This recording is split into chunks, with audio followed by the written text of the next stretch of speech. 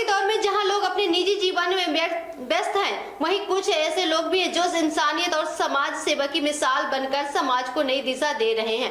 ऐसी एक प्रेरणादायक तस्वीर सामने आई है, जहां आर्मी से सूबेदार मेजर के पद से रिटायर हुए एक सम्मानित भूतपूर्व सैनिक ने अपनी पत्नी की वर्षगांठ को सेवा और मानवता के पर्व के रूप में मनाया। उन्होंने मंदिरों में पहुंचकर गरीब और असहाय लोगों को भोजन वितरण किया। कोई भी भूखा ना रहे, किसी के चेहरे पर मुस्कान आ जाए, इसी भावना के साथ हर वर्ष की तरह इस वर्ष भी उन्होंने सैकड़ों लोगों को भोजन कराकर मानवता का संदेश दिया।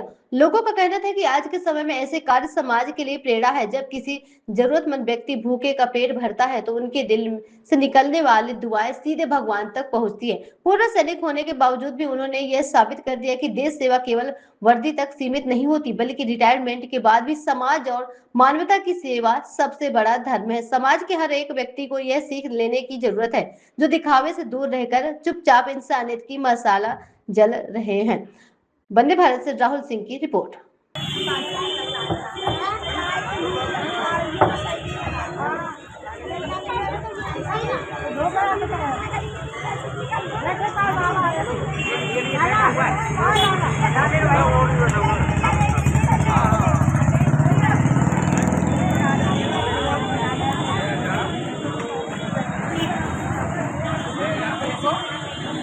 सोचते हैं कि एक गरीब अगर खुश होता है तो उससे दुआएं मिलती हैं और हमें प्रेरणा ये मिलती है कि हम और हो सके कि हम एक साल में एक बार बांट रही है बच्चा हम साल में 2 बार कर पाएँ।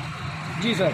तो सर जैसे कि ये आप जो कार्य कर रहे हैं, अच्छे कार्य कर रहे हैं, आज के युवाओं को सर आप इस कार्य से क्या संदेश देना चाहेंगे? खासकर ये बातें उन लोगों के लिए जो सिर्फ अपने बारे में सोचते हैं।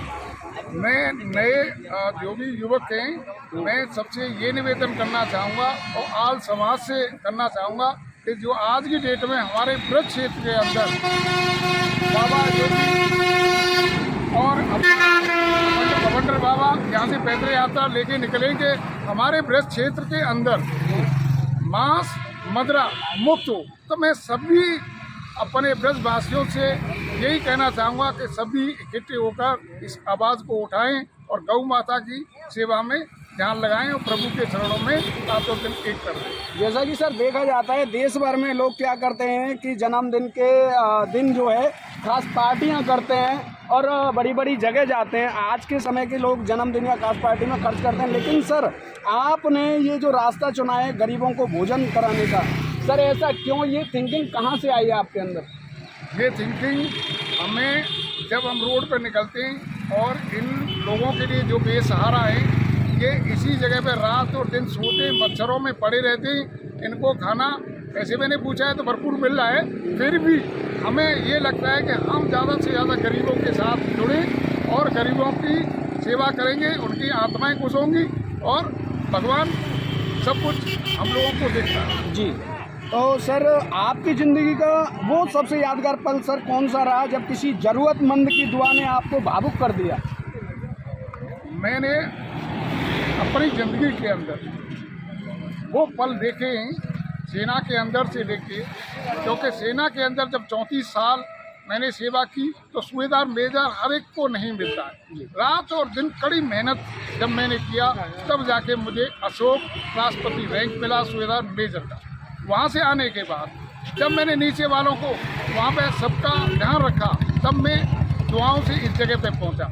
अभी मैंने यही सोचा है कि अपने से नीचे वालों की जितनी मदद की जाए वो हमें करना भी चाहिए और मीडिया में होने के नाते से हमें आवाज़ सत्यता को उठाना चाहिए। सर क्या आपको लगता है अगर सरकार और समाज मिलकर ऐसे कार्यों को बढ़ावा दें तो देश में क्या बदलाव आ सकता है? सर सरकार और समाज अगर एक साथ मिलकर कार्य करती है तो आज हमारा भारतवर्ष देश हिंदू और राष्ट्र हिंदू घोषित होने में कोई देर नहीं।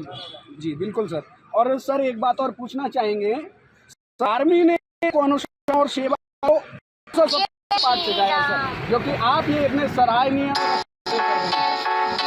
आर्मी के अंदर सबसे है डिसिप्लिन जी, तो वो डिसिप्लिन हमें बहुत से रास्तों में जाता है जी, और हम लोगों ने भी अपने नीचे वालों को वो डिसिप्लिन को रखा है और आज भी हमारी सेना के अंदर वो डिसिप्लिन बिल्कुल हमेशा हर जवान के लिए मिलेगा, हर बाहर से गेस्ट आने वाले के लिए मिलेगा, जो देखने के लिए मिलेगा। क्योंकि कहीं पे भी चले जाओ आप, और भी प्रशासन रहेंगे तो वहाँ कोई पानी तक की नहीं पूछेगा, लेकिन फौज के अंदर आपको पानी उस बंदे नंबर नहीं पड़ेगा, और ही बंदे ले और उसकी सेवा जाएगी। जी सर। सर जैसा कि देखा जा रहा है आप देश की सेवा में, आप देश की हैं सर, लेकिन रिटायरमेंट के बाद भी आप समाज सेवा में लगे, पीछे सर क्या राज और सोच है? पीछे मेरा यही सोच था कि आज जो पत्नी दुनिया में नहीं है तो मैं अकेला वहाँ बोर होता। मैंने ये सोचा कि समाज सेवा में हमें जुट जाइए और लगन के साथ काम करेंगे, जिससे कि हम भला जो हमारे से हो सकता है हम अपने का भला कर पाए। जी सर। Thank you.